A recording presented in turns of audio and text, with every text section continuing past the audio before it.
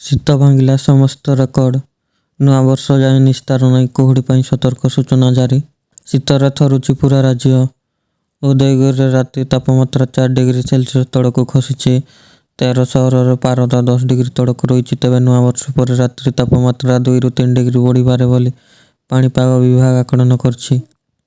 ଉଦୟଗିରିରେ ରାତ୍ରି ତାପମାତ୍ରା 3.5 ଡିଗ୍ରୀ ରହିଥିଲା। ଫୁଲବାଣୀ ଓ ଦାରିଙ୍ଗବାଡ଼ିରେ 6 ଡିଗ୍ରୀ, ଝାରସୁଗୁଡ଼ା, ରାଉରକେଲା ଓ କୋରାପୁଟରେ 7, ସେମିଳିଗୁଡ଼ାରେ 7.5, ଗିରିରେ 8.3, ନବରଙ୍ଗପୁରରେ 8.5 ଓ ଅନୁଗୁଳରେ ସର୍ବନିମ୍ନ ତାପମାତ୍ରା 9 ଡିଗ୍ରୀ ରେକର୍ଡ ହୋଇଥିଲା।